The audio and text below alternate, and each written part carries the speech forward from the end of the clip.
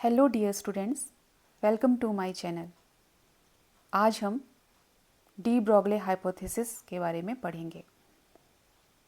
इससे पिछले जो हमारे लेक्चर्स थे उनमें हमने डिस्कस किया था फोटोइलेक्ट्रिक इफ़ेक्ट और कॉम्पटन इफ़ेक्ट को। आज हम डी ब्रॉगले हाइपोथेसिस को एक्सप्लेन करेंगे। जैसे नाम से पता चल रहा है कि एक हाइपोथेसिस है जिसको डी ब्रॉगले ने सजेस्ट किया था। तो पहले शुरुआत करते हैं कि लाइट जो है वो वेव की तरह बिहेव करती है, जैसे कि Young's double slit experiment prove हुआ, इंटरफेरेंस पैटर्न ऑब्जर्व हुआ, डिफ्रैक्शन पैटर्न ऑब्जर्व हुआ, पोलराइजेशन जैसा फिनोमिनन ऑब्जर्व हुआ। ये सारे फिनोमिनन हमें ये बताते हैं कि लाइट का जो है वो वेव नेचर है। वेव नेचर मतलब लाइट जो है इलेक्ट्रोमैग्नेटिक रेडिएशन है, वेव की तरह बिहेव करती है। लेकिन कुछ टाइम के बाद जो है लैब में एक्सपेरिमेंट होता है जिसका नाम है फोटो इलेक्ट्रिक इफ़ेक्ट। जब फोटो इलेक्ट्रिक इफ़ेक्ट को लोगों ने वेव थ्योरी लगाकर एक्सप्लेन करने की कोशिश की तो वेव थ्योरी जो है वो फेल हो गई, जो भी ऑब्जर्वेशंस एक्सपेरिमेंटली हमें मिल रही थी। फिर फोटो इलेक्ट्रिक इफ़ेक्ट को सक्सेसफुली एक्सप्लेन किया गया आइंस्टाइन के द्वारा। आइंस्टाइन ने अगेन लाइट का कौन सा नेचर माना? Particle nature. फोटोन की तरह बिहेव करती है लाइट, ये कहकर लाइट जो एक्सप्लेन किया लाइट को कि उसका पार्टिकल नेचर। फिर कॉम्पटन इफेक्ट भी हुआ, एक्सपेरिमेंटली प्रूव हुआ, जो कि इस बात की फर्दर कंफर्मेशन करता है कि लाइट का पार्टिकल नेचर है। तो फिर अल्टीमेटली लाइट को एज अ वेव और एज अ पार्टिकल दोनों की तरह ही माना कि कभी लाइट जो है वो किन्हीं पर्टिकुलर एक्सपेरिमेंट में वेव की तरह बिहेव करती है और किन्हीं पर्टिकुलर एक्सपेरिमेंट में पार्टिकल की तरह बिहेव करती है, जिसका मतलब ये है कि लाइट का डुअल नेचर है। अब हम बात करते हैं लाइट मतलब रेडिएशन। तो रेडिएशन है तो वेव तो होगी ही, लेकिन एडिशनली वेव होने के साथ साथ पार्टिकल की तरह, मैटर की तरह भी बिहेव करती है। तो लुइस डी ब्रॉगले जो हैं उन्हें एक इन सब चीज़ों को समझते समझते एक उनके दिमाग में एक चीज़ स्ट्राइक कर गई कि अगर हमारा जो यूनिवर्स है वो दो ही चीज़ें एग्जिस्ट करती हैं, एनर्जी है और मैटर है। एनर्जी मतलब रेडिएशन, रेडिएशन मतलब वेव। तो एनर्जी है, जो रेडिएशन है वो पार्टिकल भी है, वो वेव की तरह तो बिहेव करेगी ही करेगी, एडिशनल पार्टिकल की तरह भी बिहेव करती है। और नेचर हमारा, बोलते हैं ना नेचर लव सिमेट्री।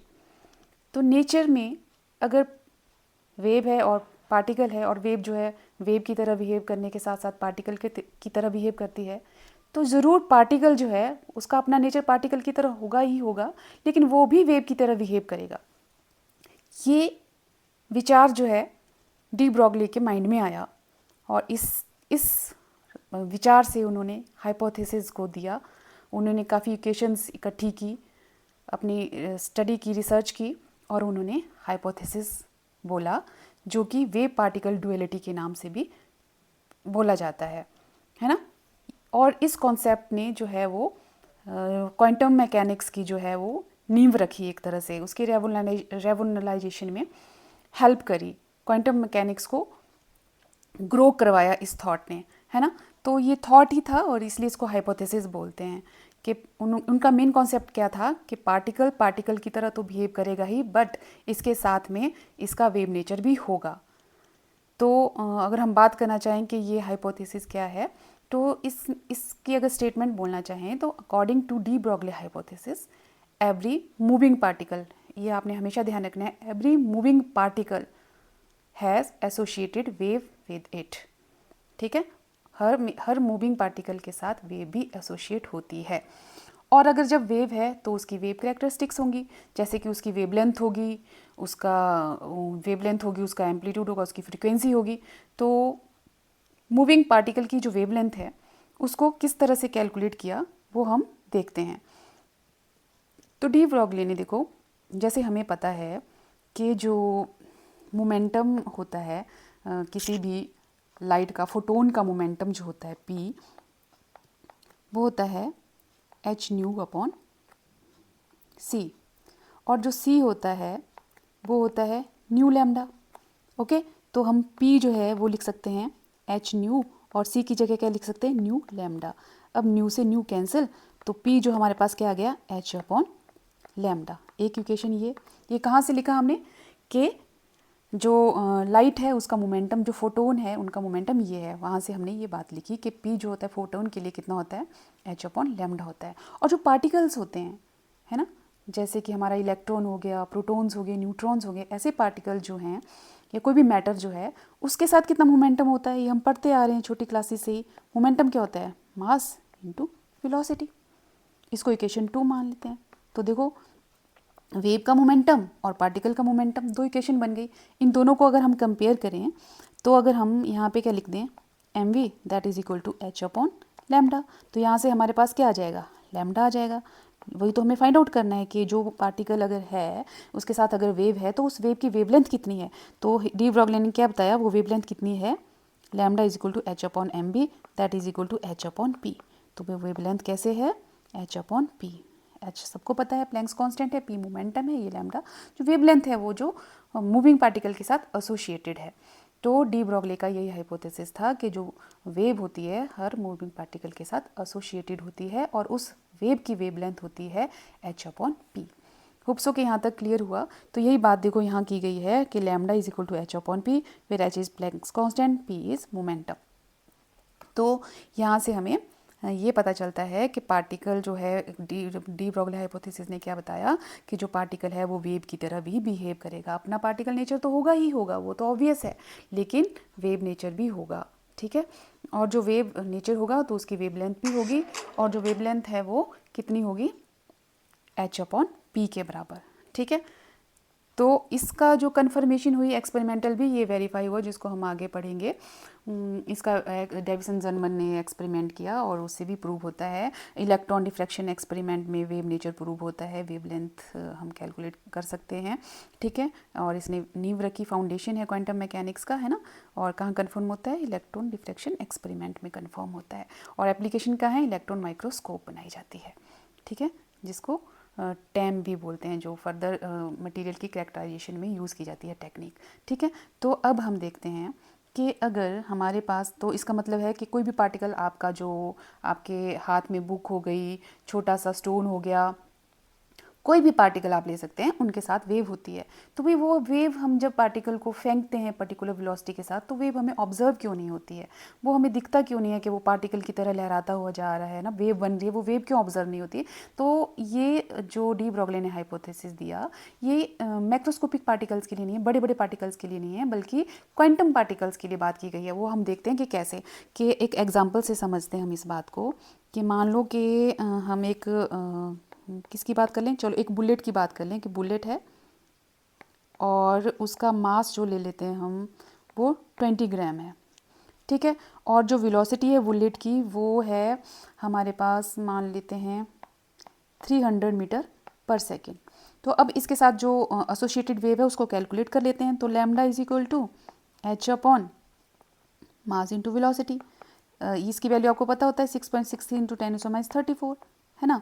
तो डिवाइडेड बाय मास कितना हो गया हमारे पास, 20 इंटू 10⁻³ kg में आ गया ये, इंटू 300, ठीक है।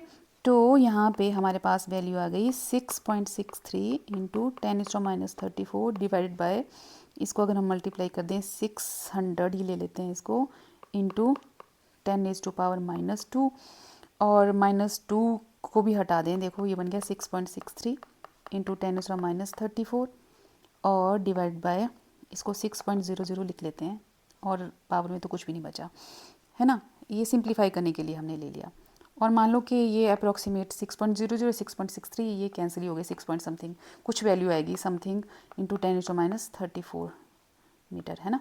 तो ये जो वेवलेंथ आई, अब देखो ये 10⁻34 की रेंज में आ रही है, और जबकि हमारे पास जो EM स्पेक्ट्रम है ना, उसमें सबसे शॉर्टर वेवलेंथ जो मानी गई है वो एक्स रेज़ की है। एक्स रेज़ के लिए जो वेवलेंथ होती है वो नियरली एंगस्ट्रॉम की रेंज में होती है ना। तो ये देखो मतलब 10⁻10 मीटर में होती है वो, जो हमें ऑब्ज़र्व की जा सकती है, लेकिन ये इतनी उससे भी कितने टाइम छोटी है, ये ऑब्ज़र्व नहीं की जा सकती है ना, ये हमें ऑब्जर्व नहीं होती है।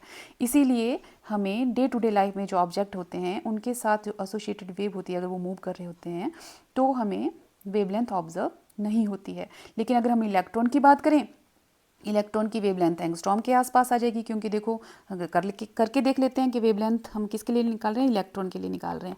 तो 6.63 इंटू 10⁻34 डिवाइड बाय, मान लो कि इलेक्ट्रॉन का जो वो मास हमें पता ही है 9.31, 9 इंटू 10⁻, एक मिनट, कितना मास ले लेते हैं, 9 इंटू 10⁻31 इंटू स्पीड कंसिडर कर लेते हैं उसको। सपोज कि स्पीड से वो चल रहा है, वो 10⁻, उसकी वेलोसिटी कितनी है, 10⁻7 मीटर पर सेकेंड है। बहुत हाई वेलोसिटी के साथ मूव कर रहा है इलेक्ट्रॉन, है ना, मान के चल रहे हैं। तो अगर आप इसको कैलकुलेट करो ना, तो यहाँ पे हम पावर पे फोकस करेंगे। तो देखो ये 10⁻34 और ये यहाँ पे आ गया 10⁻24। ये ऊपर ले जाओ तो 10 अप्रॉक्सीमेट जो भी वैल्यूज़ होंगी 10⁻10 मीटर के आ गई, एंगस्ट्रॉम की रेंज में आ गया। तो इसका मतलब है कि वेवलेंथ पार्टिकल के साथ एसोसिएटेड होती है, लेकिन वो पार्टिकल कौन से, क्वांटम पार्टिकल, एटॉमिक लेवल वाले पार्टिकल जो बहुत छोटे हैं और जिनका मास बहुत कम है और वेलोसिटी बहुत ज़्यादा है, उनके साथ जो वेव होगी वो हमें ऑब्जर्व हो जाएगी, क्योंकि वो एंगस्ट्रॉम की रेंज में आ रही है। क्योंकि हमने देखा कि एक्सरे की वेवलेंथ भी सबसे शॉर्टर है ना EM स्पेक्ट्रम में, और उसकी ऑब्जर्व की जा सकती है, एंगस्ट्रॉम की रेंज में है। तो इलेक्ट्रॉन की वेवलेंथ एंगस्ट्रॉम में आ रही है, तो मतलब ये ऑब्जर्व की जा सकती है। ठीक है, तो ये हमारे पास यहाँ से हमें पता चल रहा है कि हर एक मूविंग पार्टिकल के साथ वेव एसोसिएटेड होती है। तो यही हमें डी ब्रॉगले ने समझाया, जिसको बोलते हैं डी ब्रॉगले हाइपोथेसिस। तो देखो अब हम किस किस फॉर्म में लैम्डा लिख सकते हैं। लैम्डा हमने देखा h upon mass into velocity भी होता है, और h अपॉन मोमेंटम भी होता है। अच्छा, अब इन टर्म्स ऑफ काइनेटिक एनर्जी लिख लेते हैं। इन टर्म्स ऑफ काइनेटिक एनर्जी, देखो काइनेटिक एनर्जी के जो होता है वो कितना होता है, ½ mv²। अब हम क्या करेंगे, इस ½ mv² को m से मल्टीप्लाई करेंगे, m से डिवाइड कर देंगे। देखो कोई फ़र्क तो पड़ने वाला नहीं है ना, क्योंकि m से मल्टीप्लाई किया वही m से डिवाइड किया। इससे हमें फ़ायदा क्या होगा, देखो क्या हो गया यहाँ पे, m² v² divide by m। और हमें पता है कि मोमेंटम जो होता है वो मास इंटू वेलोसिटी होता है। तो यहाँ पे m इंटू वी का स्क्वायर है, इसको ऐसे भी लिख सकते हैं ना, ½ mv² अपॉन m लिख सकते हैं ना। तो ये क्या हो गया हमारे पास, यहाँ पे हमारे पास आ गया काइनेटिक एनर्जी जो आ गई वो आ गई ½ p² अपॉन m। तो यहाँ से p² आ गया 2mk, और p जो लिख सकते हैं वो क्या आ गया, √ऑफ 2mk। मतलब ये आ गया हमारे पास काइनेटिक एनर्जी की फॉर्म में, है ना, in terms of kinetic energy. तो यहाँ से वेवलेंथ लिख सकते हैं, lambda is equal to h upon p होता है, तो h अपॉन √2mk। तो ऐसे भी हम फाइंड आउट कर सकते हैं। अगर हमें काइनेटिक एनर्जी दी हो तो हम सीधा ये वाला फॉर्मूला लगा देंगे यहाँ पे, है ना। तो ऐसे हम वेवलेंथ कैलकुलेट कर सकते हैं। अगर हमारे पास मास और वेलोसिटी दी हो तो हमने किया ही कैलकुलेट, 2 एग्जांपल लेके, एक इलेक्ट्रॉन के लिए और एक बुलेट के लिए, है ना। तो ये हमारे पास वेवलेंथ h अपॉन p करके भी कैलकुलेट कर सकते हैं, h अपॉन √2mk करके भी कैलकुलेट की जा सकती है। एक और फार्मूला है जो टोटली एक्सपेरिमेंटल वेस्ट है, वो डेविसन जर्मर एक्सपेरिमेंट में, तो उसको हम उस फार्मूला में करेंगे। तो होप सो कि आपको जो अभी तक किया वो समझ आया। इसके बाद हम इसका एक्सपेरिमेंटल वेरिफिकेशन करेंगे, that is Davisson Germer experiment पढ़ेंगे। तो आज के लिए इतना ही, थैंक यू।